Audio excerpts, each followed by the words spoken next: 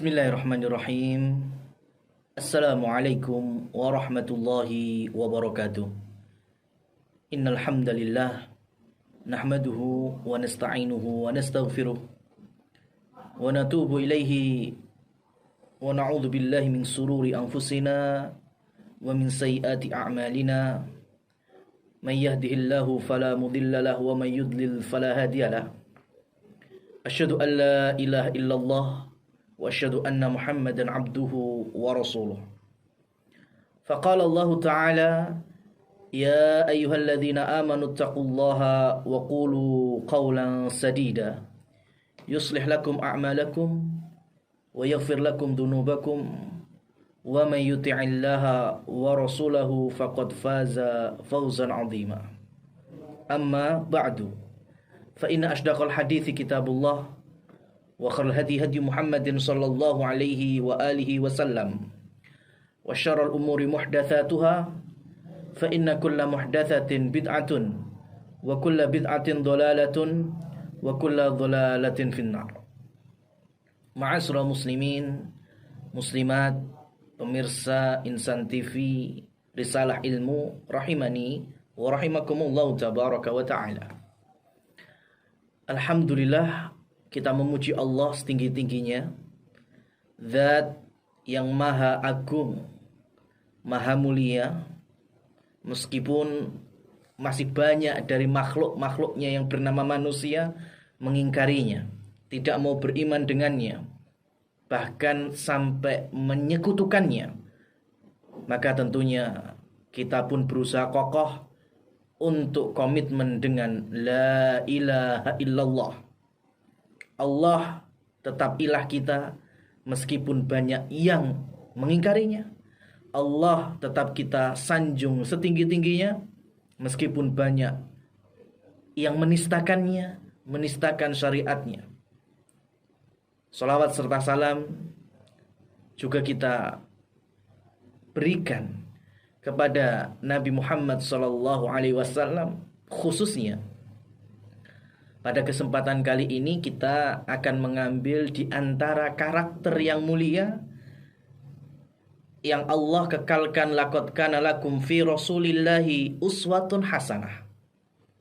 Sungguh telah ada di dalam figurnya Rasulullah Muhammad bin Abdullah sallallahu alaihi wasallam suri tauladan yang baik, bahkan yang terbaik.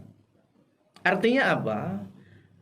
Sebagaimana kutipan dari Aisyah ketika menerjemahkan aplikatif dari Al-Quran, bahasa mudahnya ialah Al-Quran yang berjalan, maka ibunda kita radhiyallahu ta'ala anha mengucapkan kana khuluquhul Quran, bahwa kalau pengen lihat Al-Quran berjalan, lihatlah Rasulullah. Rasulullah adalah aplikasi dari Al-Quran. Kalau Al-Quran mengejarkan syariat halal dan haram, maka Rasul kehidupannya mengajarkan, meluruskan yang salah dan mengokohkan yang benar. Kalau Al-Quran di sana mengajarkan kemuliaan akhlak, budi pekerti, kerjasama, talang menolong, bantu membantu, maka Rasulullah orang yang paling utama di dalam melaksanakan kebaikan tersebut.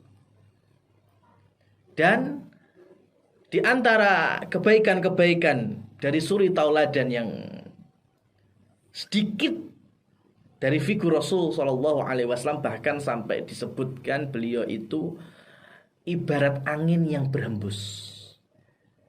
Angin yang berhembus itu normalnya ya, ini bukan badai, bukan angin topan, bukan. Tapi kalau namanya angin itu berhembus, pasti membawa maslahat. Udara yang sejuk, oksigen yang berkualitas, kebaikan yang banyak tersebarkan.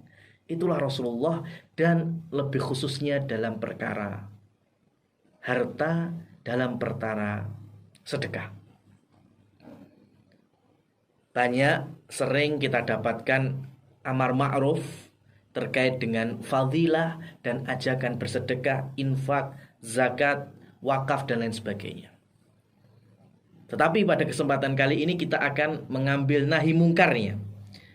Yaitu kebalikan dari orang-orang yang senang memasukkan lumbung-lumbung sabilillah dengan harta, dengan kekayaan, atau dengan sesuatu yang Allah anugerahkan kepada dirinya daripada rizki-rizki ini, yaitu orang-orang yang menggenggam, tidak mau keluar, atau memang susah, dan merasa bahwa kalau sampai saya keluar duit, maka saya rugi. Kalau sampai harta ini dilimpahkan kepada yang lain, maka saya akan melarat dan lain sebagainya.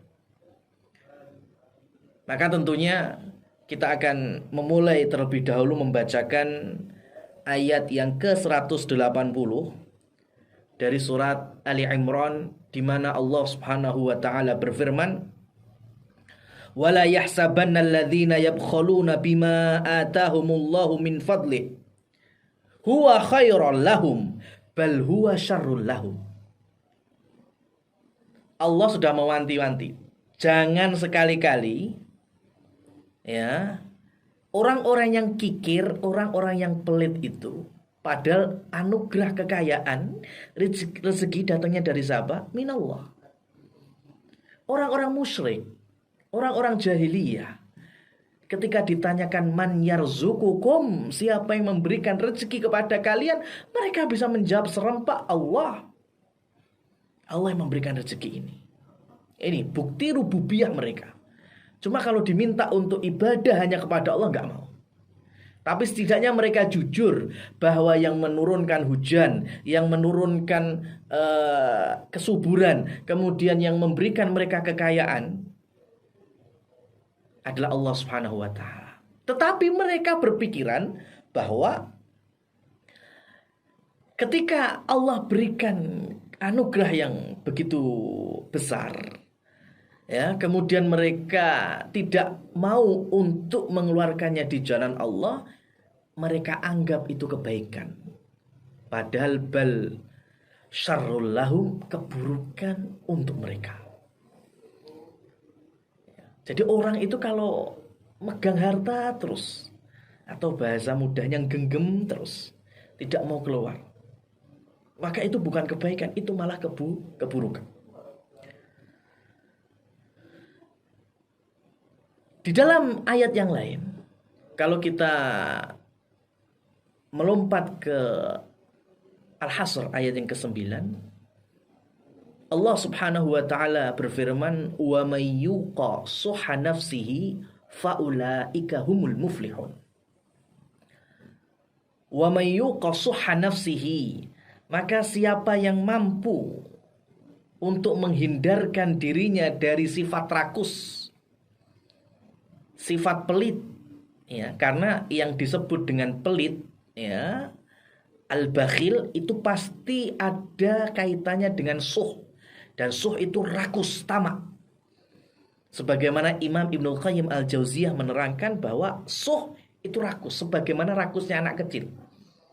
Biasanya anak kecil itu kalau diminta jajannya, oh nggak mau, ya, nggak mau bagi-bagi, ya, karena ini merasa miliknya, ini jatahnya, enggan untuk dibagi-bagi, apalagi makanan kesukaannya, minuman, jajanan kesukaannya.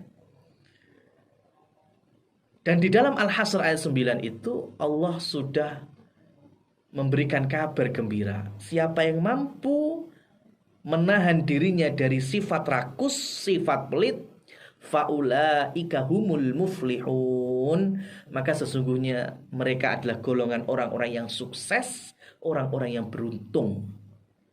Artinya orang-orang yang jauh dari sikap pelit, ya, dan kebalikannya dermawan, jawad, sakha, maka mereka itu orang-orang yang sukses. Maka tentunya ini bisa membalas dan menutup semua syubhat dan semua prediksi-prediksi dari sekulerisme, kemudian dari hubud dunia, dari orang-orang yang tidak mempercayai akhirat dan kenikmatan surga.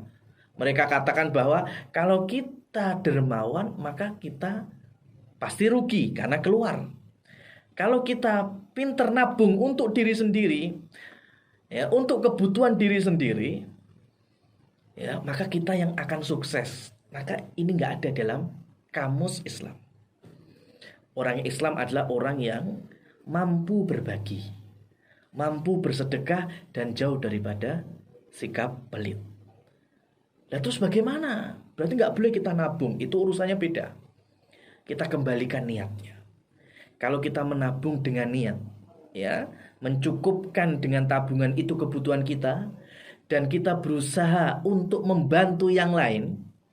Namanya orang nabung itu kan bisa berlebih. Dalam arti berlebih itu hari ini atau bulan ini kebutuhan saya sekian, dan ternyata income saya sekian, ya, maka lebihannya ini saya tabung dengan niat mungkin nantinya di tengah jalan saya ketemu orang-orang yang membutuhkan, mungkin nanti tetangga saya ada yang sakit, mungkin nanti ada keluarga kami yang butuh, maka dari tabungan ini kita akan membantu mereka. Masya Allah, ini baru mukmin sejati. Ada hadis mungkar, artinya hadisnya termasuk hadis yang lemah. Haslotani dalam riwayat Tirmidzi, ya, ini kita katakan hadis dhaif, tapi ini sebagai motivasi. Jangan sampai mendakwakan diri selaku orang beriman, tapi mengumpulkan dua karakter ini. Ada dua perkara, la yajtami'ani fil mu'min. Tidak akan berkumpul dua perkara ini pada diri orang beriman. Al-bakhilu wa su'ul khuluq.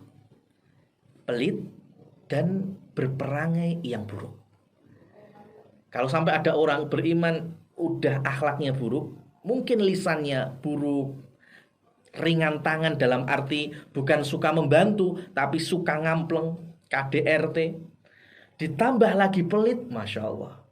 Ini berarti sendi-sendi keimanan sudah mulai tidak stabil. Mungkin ada orang mukmin yang baik, ucapannya lembut, tutur katanya indah, suka membantu tenaga, tapi kalau harta pelit ada. Ya, ada juga mungkin dermawan, ya, ringan harta, tetapi kalau tenaga susah, macam-macam. Ya, ini yang melingkupi kehidupan kita sehari-hari. Ya, tetapi dalam riwayat ini, ya, sebagai motivasi jangan sampai lah kita ini sudah akhlaknya buruk, perangainya buruk, mungkin ucapannya pedes, meskipun kita nggak ngerasa nyelekitin orang, tapi orang dengernya itu pedes. Jangan ditambah lagi pelit, wah itu udah nggak enak sekali itu. Ya, itu kalau track of the recordnya, Masya Allah, kalau bisa dua-duanya hilang. Ya, perangai baik, dermawan juga iya, Masya Allah. Nah, ma'asyiral muslimin wal muslimat rahimani wa rahimakumullah tabaraka wa ta'ala. Ini dalil yang mendasari kajian kita pada kesempatan kali ini, bahwa pelit itu bukan malah membawa keberuntungan. Dermawan itulah pembuka kesuksesan. Artinya, kalau kita pelit, maka salah satu gerbang toilet sudah di hadapan kita. Kalau kita pengen sukses, maka hilangkan dan jauhi sikap pelit, medit, bakhil, atau yang sejenisnya. Nah, kita akan mengkisahkan beberapa riwayat-riwayat terkait dengan orang-orang yang pelit. Kita akan ambil dulu gambaran yang cukup panjang di dalam hadis Bukhari, ketika Rasulullah SAW memberikan permisalan. Riwayat Anas bin Malik radhiyallahu anhu, bahwa dzaraba Rasul sallallahu alaihi wasallam al-bakhil wal mutasaddiq. Rasulullah menggambarkan orang-orang yang bakhil, pelit, dengan orang-orang yang ahli sedekah. Gambarannya ibarat memakai baju besi atau rompi besi kayak mau perang. Ya. Ini kalau belum bisa gambarkan, kami kasih gambaran gini aja yang mudahnya. Ukuran saya XL umpamanya. Tapi kemudian pakai bajunya ukuran S. Kira-kira sampai mana itu nahannya itu? Paling cuma sampai dada. Ya, perut ke bawah sudah gak muat. Ya, ini gambarannya. Ini ukuran kami XL, kemudian pakai pakaian yang S atau yang lebih kecil daripada itu. Kira-kira masuk di leher aja udah ngap-ngapan. Ini baju besi. Rasulullah memberikan permisalan pakaian atau rompi besi. Biasa buat perang itu. Maka dua orang, ada yang mutasodik, ahli sedekah, ada yang bakhil. Sama-sama pakai baju besi yang kekecilan cuma sampai dada tok. Maka yang terjadi, orang yang suka bersedekah, Allah berikan lama-lama baju besinya ini longgar. Bahkan sampai menutupi jari jemarinya. Artinya kelonggaran, ya, nggak ada baju perang besi kok sampai jari jemari ketutup megang pedangnya bagaimana. Tapi ini permisalan bahwa orang yang senang sedekah itu baju besi yang rompi biasanya cuma sampai lengan saja, ini sampai menutupi jari jemari tangannya. Ya luweh-luweh. Adapun orang-orang yang bakhil, yang tadi baju besinya ngap-ngapan sampai dada, itu pun gak tambah lebar, malah tambah sempit. Bukan tambah lebar tapi tambah sempit, tambah sesak, tambah ngap, gak bisa napas. Inilah kalau yang disebutkan oleh Imam Ibnul Qayyim bahwa orang-orang bakhil itu mamnu' anil birri wal khairi. Orang bakhil terjauhkan dari berbuat baik, berbuat kebajikan. Gak bisa beramal yang baik lagi, udah ngap dia. Ya, sehingga karena pelitnya gak bisa beramal lebih, udah sesak dia. Gak bisa ngapa-ngapain. Beda dengan orang mutasaddiq. Orang yang sedekah saking longgarnya, dia dermawan dari sisi harta, bisa jadi nanti merembet tilawatul Qur'annya kenceng. Kemudian bakti kepada orang tuanya tambah kenceng. Kemudian membantu sesama dengan berbagai macam bentuknya juga tambah lagi. Kenapa? Karena dibuka dengan kedermawanannya.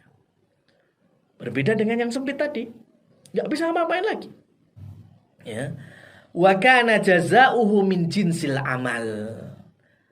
Ini kata pepatah Arab, kama tadinu tudan, al jaza'u min jinsil amal. Hasil itu ya sesuai dengan amal kita. Kita menyempitkan diri ya kepada orang lain, maka akhirnya kita juga sempit sendiri.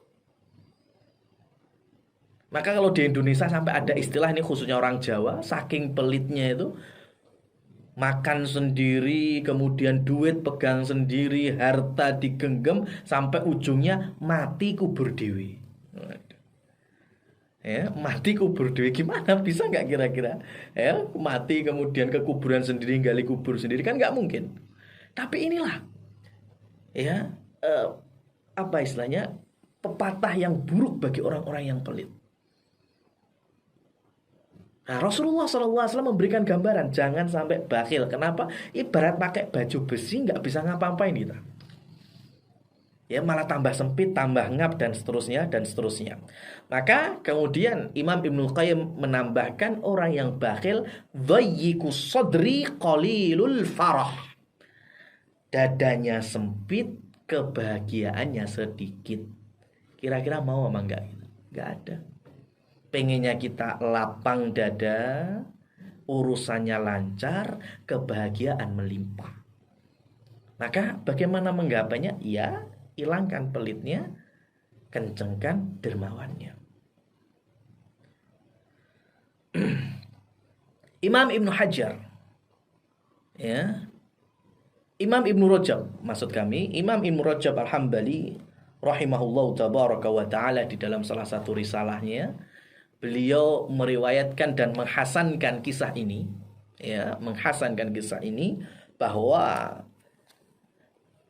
di zaman Nabi ada seorang wanita yang kemudian mendatangi Ummahatul Mukminin, istri-istri Nabi, menceritakan kondisinya dan meminta kepada salah satu istri Nabi untuk datang kepada Nabi minta doanya menyembuhkan tangannya. Dalam riwayat Imam Ibnu Rajab menyebutkan ia bisa tiadaha, tangannya ini kering. Artinya sampai bahasa kita apa ya, stroke lah ya, setengah stroke, nggak bisa digerakkan. Berawal dari mimpi. Berawal dari mimpi. Dia mimpi ketemu ayahnya yang sudah meninggal, sudah wafat.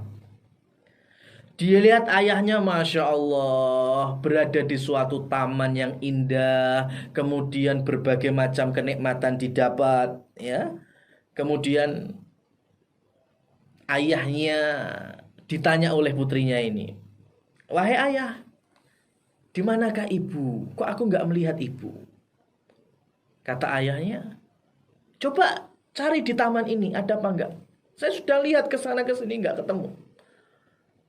Ibumu nggak ada di sini. Memang ibumu sudah meninggal, kata putrinya ini.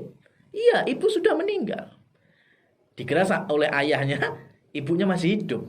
Ya, ternyata sudah meninggal. Kalau gitu coba engkau tengok ke kiri dan cari ibumu di sebelah kiri. Maka kemudian si perempuan ini pun mencari bagian kiri dan ternyata dia melihat sosok yang teriak-teriak, haus, haus, haus. Dan ternyata itu adalah ibunya.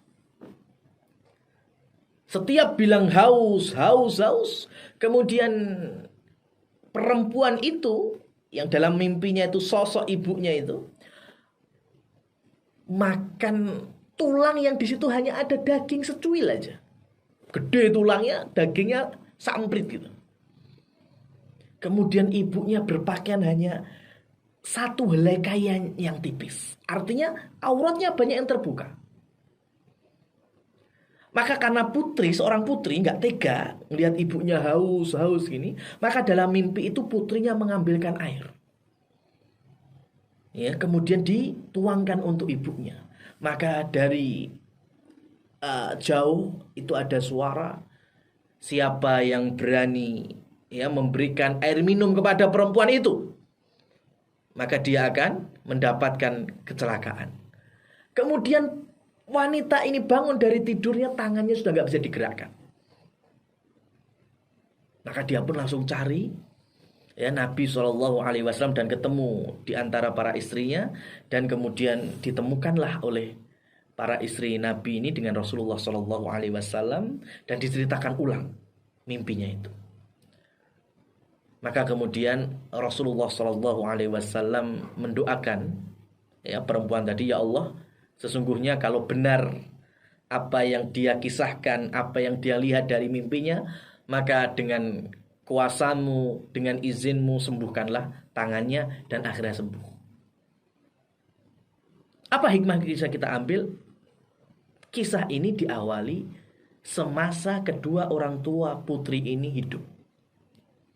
Dia memiliki seorang ayah yang sangat dermawan. Ayah yang suka berbagi dengan sesama, ya, dan akhirnya meninggal mendapatkan kenikmatan dari Allah Subhanahu wa taala. Berbeda dia punya seorang ibu. Ternyata ibunya ini adalah perempuan yang dulunya pernah dia lihat ketika ada pengemis datang. Pengemis yang sangat butuh makanan datang.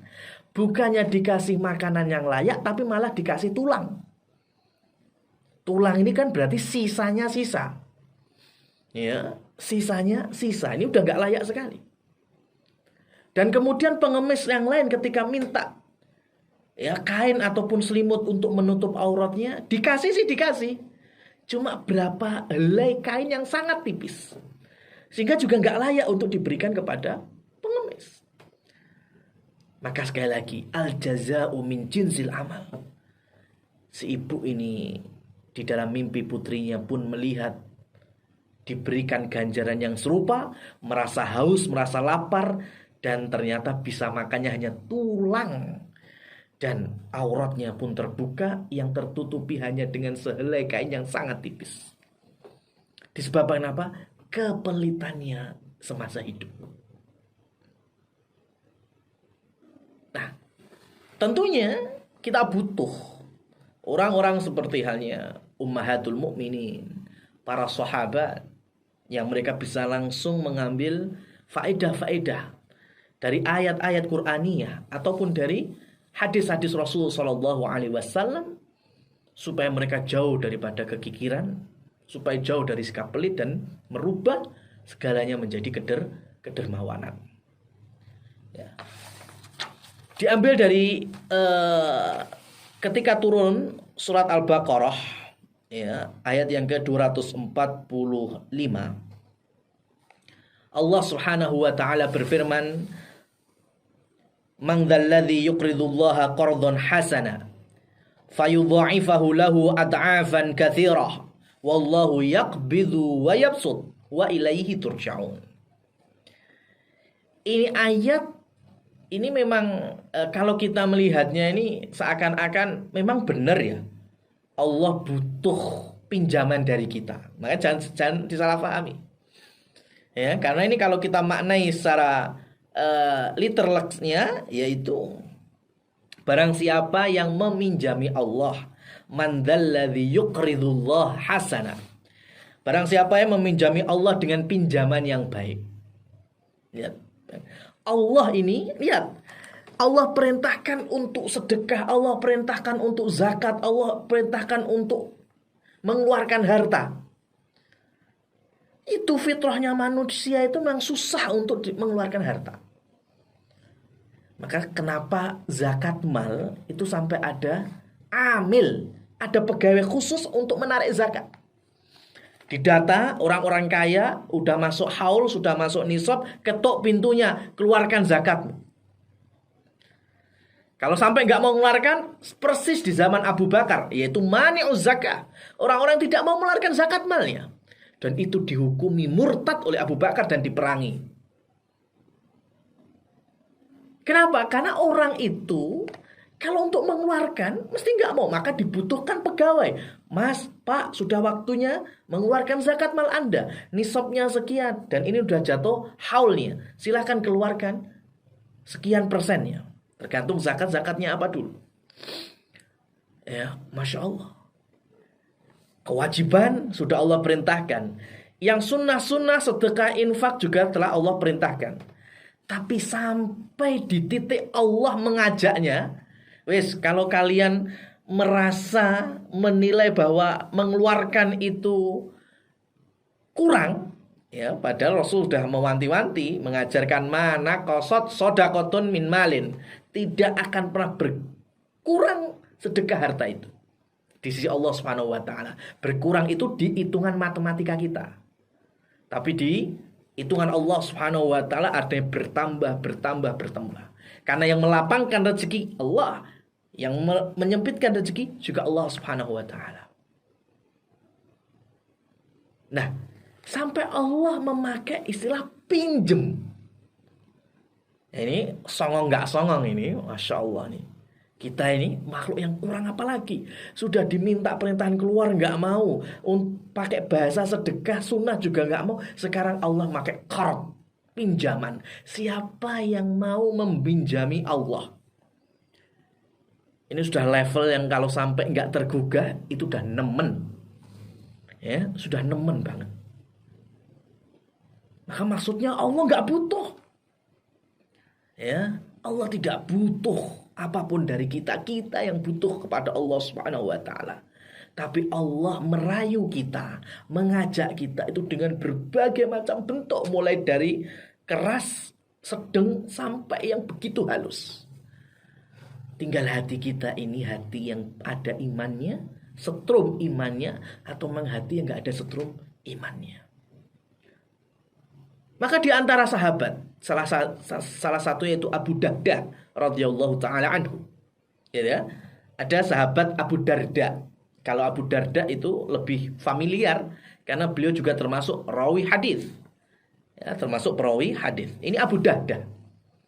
Abu Darda radhiyallahu taala anhu ketika turun ayat 245 dari surat Al-Baqarah, ya, barang siapa yang memberikan Allah pinjaman, maka Allah akan ganti lipat gandakan.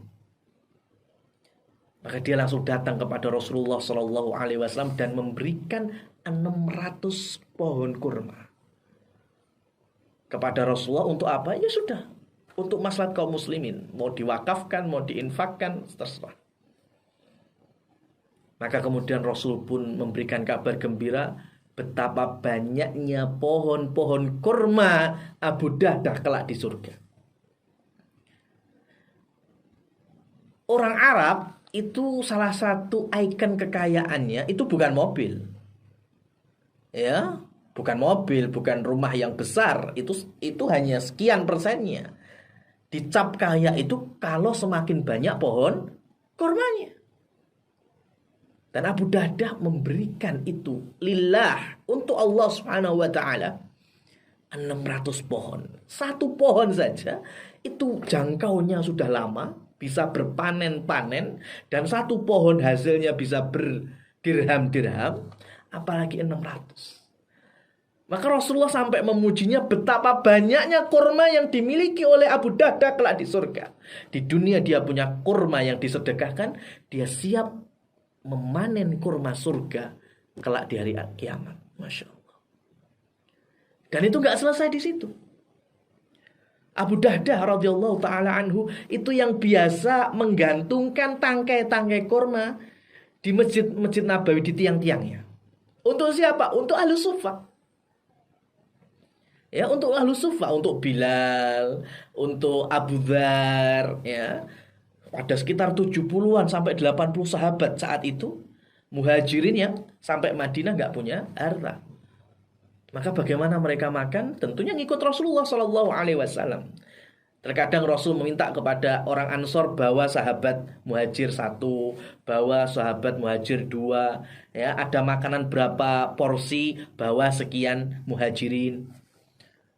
Nah, di antara kedermawanan Abu Dahdah radhiyallahu taala anhu, ketika musim panen, ya kurmanya panen, itu memang sengaja menggantungkan ya di tiang Masjid Nabawi untuk ahli sufa atau siapa saja yang mau makan. Artinya tidak khusus bagi orang-orang du'afa. Ya, sahabat yang lain sekelas Abu Bakar kalau mau makan silakan. Ini pelajaran yang melebar lagi bahwa ternyata masjid juga bisa menunjang keberhasilan ekonomi pangan bagi umat. Ya, sampai sekarang kan ada di Masjid Nabawi seperti hanya kulkas-kulkas atau lemari-lemari yang siapa yang menaruh di situ silahkan, mengambil juga silahkan. Dan alhamdulillah di masjid-masjid kaum muslimin di Indonesia sudah mulai ada. Ya, cuma lebih bagus lagi kalau di-manage dengan rapi, ya, terdata dengan baik, kemudian tidak berebutan di dalam mengambil dan seterusnya. Itu perlu ada manajemen di dalam mengaplikasikannya. Niat sudah bagus, ya, tempat sudah ada, waktu juga sudah mungkin tersusun, tinggal orang-orang yang bertanggung jawab dalam perkara ini. Kalau zaman Nabi sendiri sebagai komandan, ya, Nabi yang memimpin itu semuanya. Dan selepas itu ada Abu Bakar, ada Umar dan seterusnya. Ya. Nah, Abu Dahdah ini adalah orang yang suka sekali memberikan kurma-kurma itu di tiang-tiang Masjid Nabawi. Artinya memberikan makan secara instan. Karena makanan instan dulu salah satunya itu kurma. Kalau roti kan harus ngadoni dulu, harus memanggang dulu. Tapi kalau kurma langsung makan, atau susu bisa langsung minum setelah diperas. Nah, suatu ketika di salah satu rumah, ya, riwayat Anas bin Malik, rumah ini penghuninya ngurusi anak yatim. Ada anak yatim. Punya tetangganya punya satu pohon kurma. Yang tangkainya atau mayangnya itu sebagian menjorok ke rumah yang dihuni oleh anak yatim itu. Ya, maka yang namanya anak kemudian lapar. Ketika sudah mulai bisa dimakan kurma itu, diambil. Ya, dan akhirnya orang yang bertanggung jawab terhadap anak yatim minta keridhaan tetangganya tadi. Ya, minta keridhaannya. Boleh enggak, ya, atau mungkin sekalian jatah yang menjorok ini, ya, dikasihkan ke kami lebih bagus karena di situ juga ada anak yatimnya. Dan ternyata enggak mau. Artinya tetangganya ini pelit. Ya, pelit. Sampai diadukan kepada Rasulullah Shallallahu Alaihi Wasallam. Dan Rasul kemudian mengajak pemilik rumah yang di depannya ada pohon kurma itu supaya sudahlah kasihkan saja. Ya, engkau kasihkan satu batang kurma itu, Allah ganti satu kurma di surga. Tapi ternyata belum tergugah. Ya, belum tergugah rayuan dari Rasulullah surga loh, padahal belum tergugah. Namanya orang pelit. Ya, jadi orang pelit itu jangankan kita dengan kajian, khotib di mimbarnya atau orang-orang dengan berbagai macam caranya. Rasulullah saja ngajak belum tentu dijawab, belum tentu diiyakan. Nggak mau. Sampai Abu Darda mendengar. Ya Rasulullah, kalau seandainya aku yang membelinya, ya kurma itu, pohonnya itu kemudian aku kasihkan kepada anak yatim dan penanggung jawabnya itu, apakah pahala kurma di surga masih aku dapatkan? Iya, kata Rasulullah. Wah, langsung Abu Dahdah dengan ucapan-ucapan seorang pedagang, seorang petani kurma yang handal, tahu jual beli kurma, langsung hitung-hitungan sama pemilik satu pohon kurma ini. Saya beli kurmamu, mau nggak? Ya, kata si pelit tadi ini, mau, asalkan satu kurma ini aku jual kepadamu dengan 40 kurmamu yang ada di kebunmu sana. 1:40. Tapi Abu Darda sama sekali nggak ngereken. Surga sudah nih. Dengar langsung bahwa yang memberikan kurma ini ke anak yatim, surga. Maka dia langsung, oke, 40 kurma. Buatmu, satu kurma ini buatku, dan langsung tak kasihkan ke anak yatim itu. Selesai urusan. Sama sekali nggak ngereken. Ya, rugi no berarti 40 pohon ini. Berapa dinar dia dapatkan? Itu setiap tahun. Berapa tahun dia bisa mengolahnya?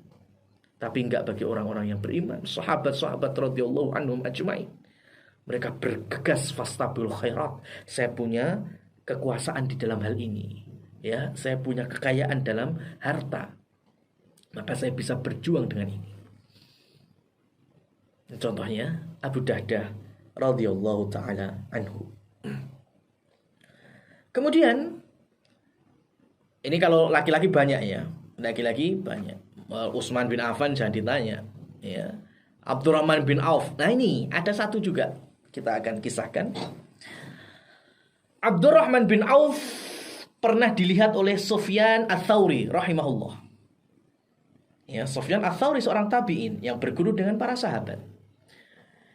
Sufyan Ats-Tsauri pernah mengkisahkan atau meriwayatkan, kuntu atufu bil bait. Aku pernah tawaf di Ka'bah. Lihat, bayangkan, orang itu kalau tawaf di Ka'bah, salah satu pintu mustajabud dakwah dapat. Tempatnya dapat, waktunya juga bisa dapat. Tempat dekat multazam, dekat dengan Ka'bah. Maka di situ bisa berdoa minta apa saja. Kemudian diteruskan, Sufyan Ats-Tsauri melanjutkan, fara'aitu rajulan fayaqulu fi tawafihi, aku melihat ada seseorang ketika tawaf itu 7 kali putaran doanya sama.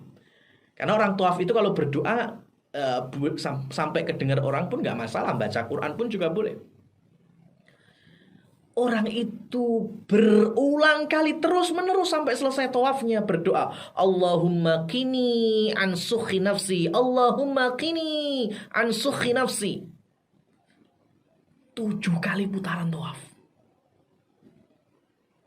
Maka kemudian setelah selesai, aku pun berkata kepadanya, karena kata Sufyan Ats-Tsauri, aku mendengar itu wala yazidu an dzalik. Tidak ada doa selain itu. Dia doa itu terus selama putaran tawaf. Maka tengah selesai, aku pun menemuinya dan berkata, tidakkah engkau menambah doamu? Artinya emang gak ada doa-doa yang lain atau zikir-zikir yang lain. Maka orang ini kemudian menjawab, kalau sampai Allah mengijabahi doaku, aku tidak punya rasa pelit, tidak ada rasa kerakusan, maka semua kebaikan bisa aku lakukan. Ini kalau belajar bahasa Arab, ya, Jawami'ul kalim maksudnya diantaranya seperti ini. Bukan hanya ringkes di lafadz ya dan besar di dalam makna. Bisa juga maksudnya adalah ringkes di dalam ucapan tapi besar untuk melakukan amalan-amalan yang lain. Contohnya ini, ya Allah jauhkan aku dari sifat rakus diriku. Ya Allah hilangkan kepelitan dari diriku. Ya Allah tanamkan kedermawanan. Macam-macam. Artinya kalau Allah sampai menghilangkan rasa rakus dan pelit, artinya kita mau dermawan kayak apa bisa, melakukan kebaikan apapun bisa, melakukan amal ini bisa, membantu model apapun lancar. Dan ternyata orang itu adalah Abdurrahman bin Auf radhiyallahu taala anhu. Sufyan Ats-Tsauri menutup riwayatnya, orang itu yaitu sahabat yang mulia, salah satu 10 ahli jannah, yaitu Abdurrahman bin Auf. Sahabat kaya raya. Itu pun masih berdoa, ya Allah, jauhkan rasa pelit, rasa rakus dari diriku. Maka Rasulullah Shallallahu Alaihi Wasallam pun ya mewanti-wanti para sahabatnya ketika selepas Khaybar, artinya sahabat sudah mulai kaya, maka wanti-wanti Rasul terkait dengan harta. Ya, karena kalau sahabat fuqara wal masakin pengalamannya sudah makan asam dan asinnya garam, sudah profesional sekali sahabat miskin itu. Tapi ketika sahabat kaya, Rasul berikan wanti-wanti. Sehingga ketika Rasul meninggal, kaya miskin itu hanya sebatas pandangan mata. Ya, semua sahabat bisa kalau mau kaya, tapi mereka pengennya kayanya kayak di akhirat. Di dunia mereka pegang harta habis, itu biasa. Abu Dzar ya nggak bisa pegang harta. Setiap dapat sedekahkan, setiap dapat wakafkan, setiap dapat. Berbeda dengan sahabat-sahabat yang punya manage ya. Maka Abu Dzar tidak cocok menjadi khalifah. Meskipun secara kesolehan Masya Allah soleh. Siapa sahabat yang gak cocok jadi pemimpin? Tapi dalam kasus harta, karena gak bisa megang harta dunia ini, jangan sampai nih, hari ini dapat, besok jangan sampai ada di rumah. Harus hilang semua. Artinya hilang itu diinfakkan. Nah ini kalau menjadi khalifah ya negara gak punya kas. Ya, maka berbeda dengan pemimpin-pemimpin sahabat yang lain seperti hanya Umar, Utsman. Ya, maka setiap para sahabat punya kelebihan masing-masing dan itu unggul di kelebihannya tersebut. Ma'asyiral muslimin wal muslimat rahimani wa rahimakumullah tabaraka wa taala. Yang terakhir mungkin dari hikmah yang bisa kita ambil bahwa pintu-pintu bakhil atau pelit itu yang pertama jelas harta. Ya, jelas harta. Tapi masih ada pintu-pintu yang lain. Ya, pelitnya itu masih ada di pintu-pintu yang lain. Yang pertama jelas harta, sudah kita lewati. Yang kedua adalah ilmu. Ya, ilmu. Karena Ibnu Hajar rahimahullahu tabaraka wa taala, sesungguhnya orang bakhil itu bisa dari alim yang tidak mau membuka ilmunya, mentransfer ilmunya, menginfakkan, mensedekahkan ilmunya. Artinya nggak mau ngajar, punya ilmu nggak mau ngajar. Kitmanul ilm, ini juga bakhil. Atau yang turunannya orang alim dalam skill, yaitu sone, pengrajin namanya. Punya skill bikin apa, punya skill menciptakan apa, tapi nggak mau ngajarkan. Ya, nggak mau mengajarkan, biar dia sendiri, sehingga dia jual sendiri, untung sendiri. Ini bakhil namanya. Ya, maka kalau Anda bukan termasuk orang yang pertama dermawan dengan harta, setidaknya nomor 2, jangan pelit ilmu.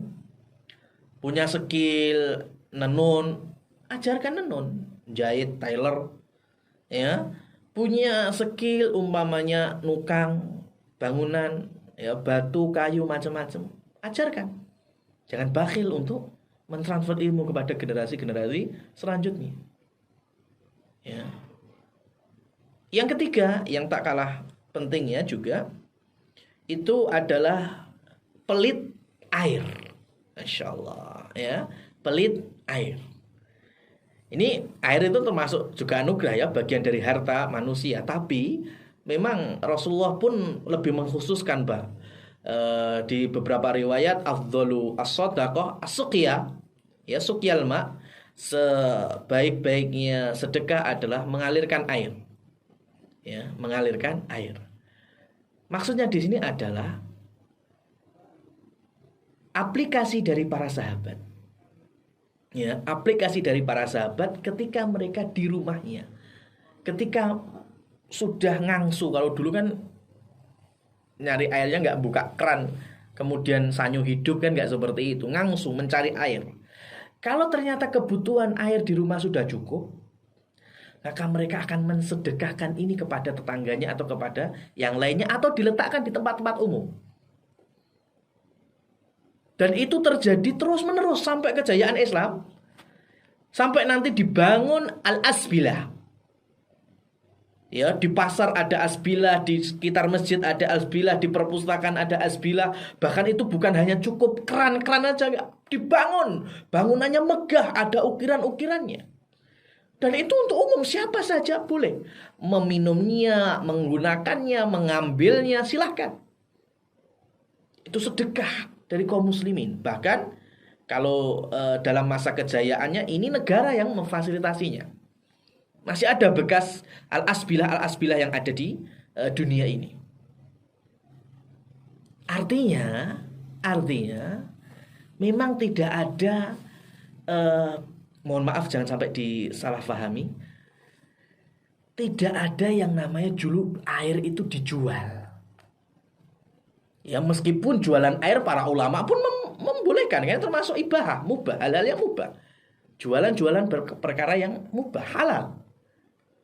Tapi kita ini orang beriman, yuk naikkan level. Bukan naikkan keuntungan, tapi naikkan level kesolehan.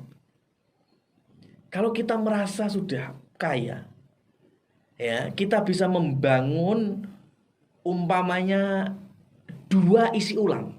Mesinnya, punya 2 mesin isi ulang.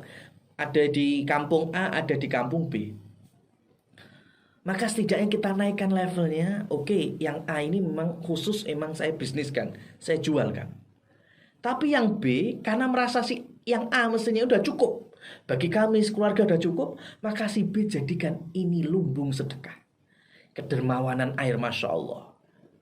Mungkin bisa dimanage, diutamakan dulu masjid-masjid, diutamakan dulu pesantren-pesantren, lembaga pendidikan, panti asuhan, kemudian orang-orang du'afa. Ya, baru kalau sudah tersuplai semuanya, baru umum, orang kaya pun juga boleh. Ya, ini Masya Allah. Kenapa ini kami sampaikan? Hari-hari ini kan lagi maraknya nggak mau pakai produk kafir itu kan, salah satunya air itu. Tapi uniknya kan dibeli dulu, baru kemudian dibuang. Lah ini kan juga nggak jelas ini. Orang yang pengennya biar memutus keuntungan ekonomi kafir, tapi beli dulu, yuk aneh. Ya, padahal maksud dari kerugian ekonomi kalau kita nggak membeli, ini malah dibeli. Nggak usah dibeli. Nah, kemudian dari mana kita bisa minum? Karena sudah terbiasa dengan air itu. Maka dengan adanya orang-orang dermawan ini, Masya Allah. Jangan sekarang yang lagi marak-maraknya muqotoah atau boykot, kedepannya bisa gulung tikar usaha-usaha air yang mahal-mahal itu. Kenapa? Karena muslimin sudah tercukupi dengan sakha, dengan jawabnya para aghnia dalam masalah air.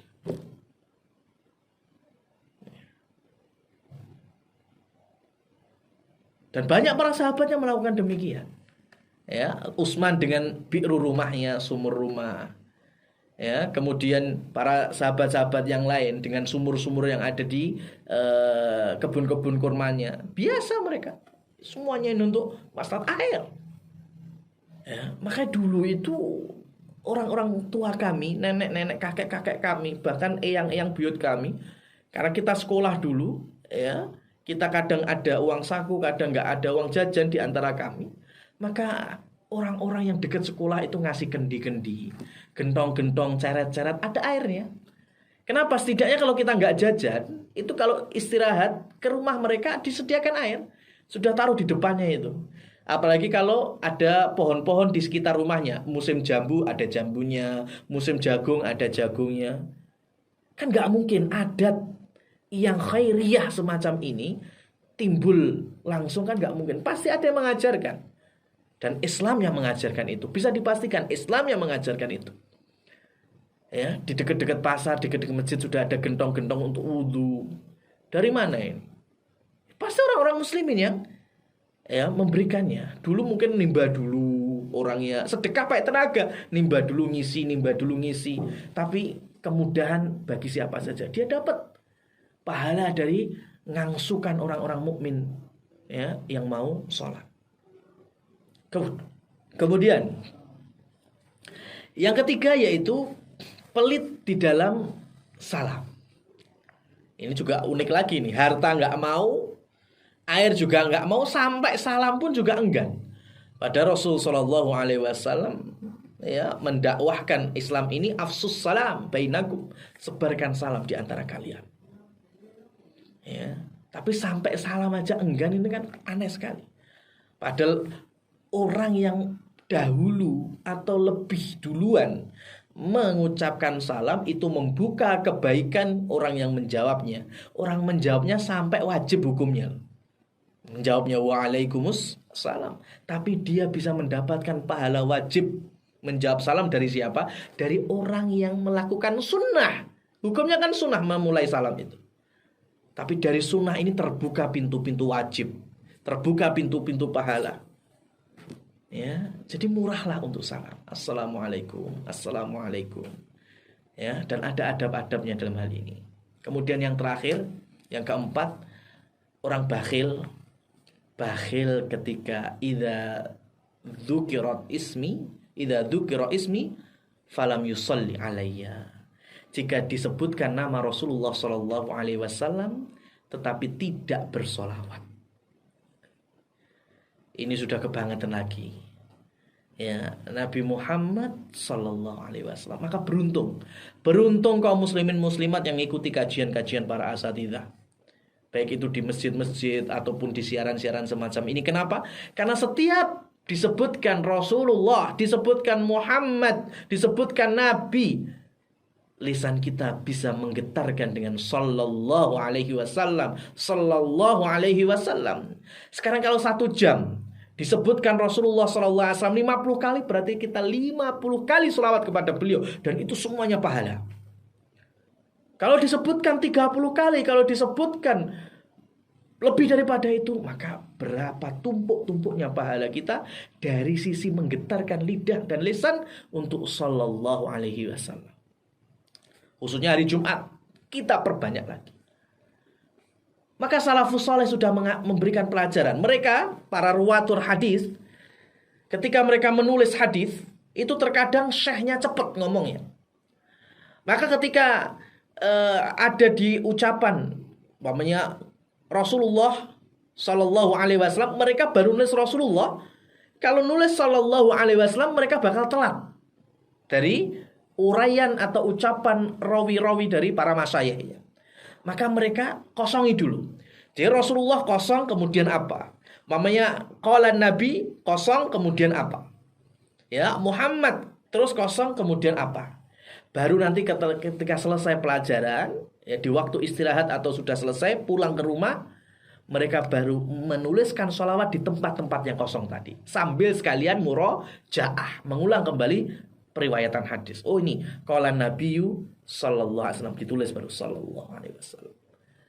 Rasulullah tulis lagi sallallahu alaihi wasallam, dan itu terus menerus. Bayangkan pahala mereka dari pertama ngambil hadis, ya, mereka sengaja tidak ditulis tapi lisannya tetap mengucapkan sallallahu alaihi wasallam.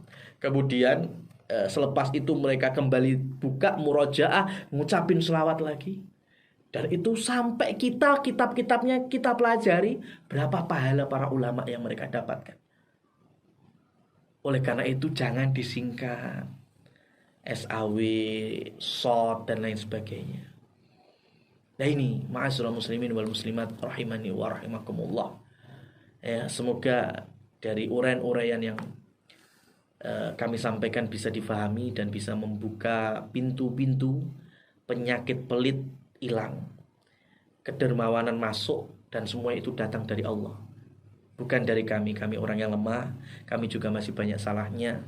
Tetapi setidaknya nasihat kurang lebih 50 menit ini untuk kami pribadi, dan kami pun minta kepada para pemirsa juga sama-sama, ayo kita bekerja sama, ta'awun, ya, saling munasahah, khususnya pada siang hari ini. Jauhi rasa pelit, karena pelit gerbang pailit. Aku lu qouli hadza fa subhanakallahumma wa bihamdika asyhadu an la ilaha illa anta astaghfiruka wa atubu ilaik. Walhamdulillahirabbil alamin. Wassalamualaikum warahmatullahi wabarakatuh.